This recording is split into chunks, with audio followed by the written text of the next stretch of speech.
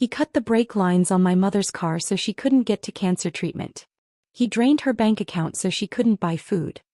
He laughed in my face when I warned him he'd regret it. Well, he's homeless, broke, on the run, and I legally own the house he tried to kill my mom for.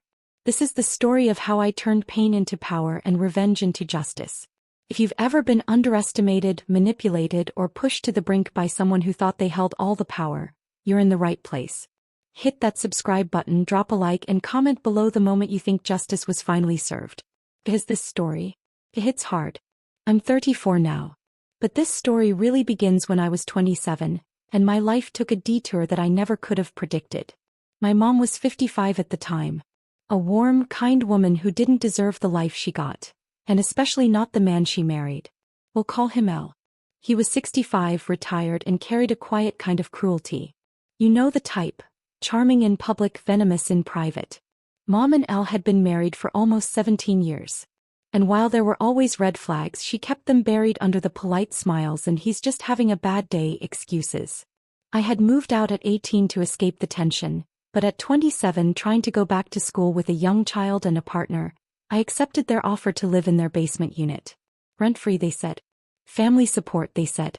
Things were okay until the diagnosis. My mom was diagnosed with ovarian cancer. A tumor ruptured days before her surgery and everything spiraled. The cancer spread, rare, aggressive, and cruelly fast. Doctors gave her a 2-year life expectancy with treatment.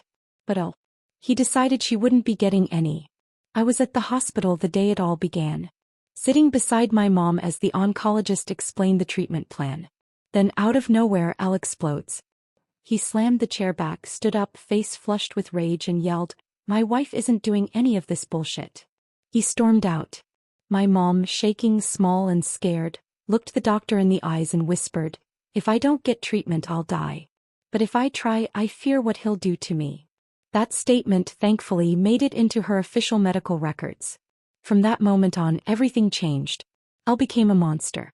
He cut off her access to their bank accounts, drained their savings, left her unable to even buy basic groceries. She started losing weight not just from the cancer but from literal hunger. Then came the brake line incident. Yes. He tampered with her car's brake lines. My spouse discovered it when trying to take her to chemo. If we hadn't caught it, I don't want to think about what might have happened. Eventually, my mom moved into our basement unit, away from him. And that's when I became his target. He hated that I was defending her. He said I was overstepping. He called me worthless. And when I told him, "If you don't stop, I will hold you responsible for her death," he laughed in my face. "What can you do? You're just a woman." That was the last time I let him make me feel powerless. I enrolled in a criminal law program, shifted my major, took every class I could that would help me understand the system. At the same time, I got my mom a lawyer. We began building a case. I installed cameras, visible ones. Al knew they were there. So he ranted, screamed, threatened. All on tape. My bank approved me to buy his 50% share of the house for $250,000. All he had to do was sign. He refused. "You're not getting my house. I'll see your whole family on the street before that happens." And yes, that quote is on camera too. Eventually, our case made it to court. Al refused to show. "I know more than those lawyers," he scoffed. The judge disagreed. My mom was granted sole possession of the home. Al was evicted by police. A restraining order was placed on him. His assets were frozen. And he was legally banned from leaving Canada until the divorce and property matters were settled. With him out of the house, my mom finally started getting regular treatments. We broke the joint tenancy, made her the sole owner of her 50% equity. Her will was updated. Everything would come to me. Still, Al refused to cooperate. He wouldn't sign divorce papers, wouldn't take buyout offers. In a court settlement meeting, he declared, "I'll just wait for her to die. Then I'll take everything." The judge warned him that wouldn't happen. He laughed. That was the last time anyone heard from him. 2 years later, my mom passed. Not directly from the cancer, but from a tumor rupture that caused internal bleeding. She died in my arms. I was later diagnosed with PTSD. But even in the fog of grief and trauma, I handled it all. The will was honored. The court granted me ownership of the house. I took her life insurance and paid off all the debts Al had racked up. Credit cards. Joint line of credit. Everything. Every asset Al thought he'd steal by waiting now belongs to me. Al vanished. Didn't update the courts. His case to fight for the house was dismissed as abandoned. Turns out he fled to Mexico. A direct violation of the court order. Now if he ever returns he'll face serious legal consequences. And if he doesn't, the courts will allow me to claim his equity as repayment for the debts he owes me.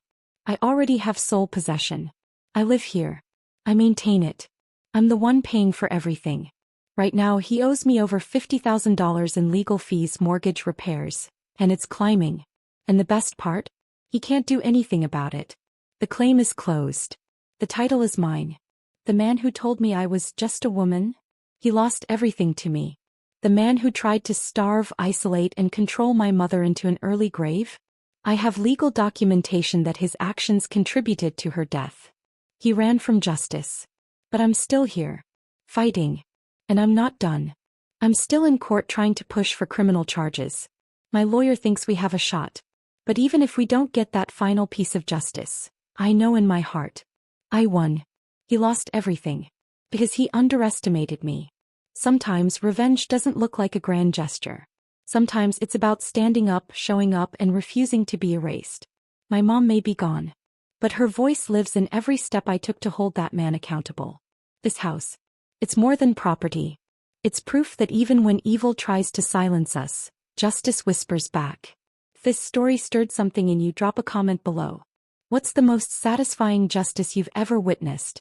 Or maybe one you're still waiting for?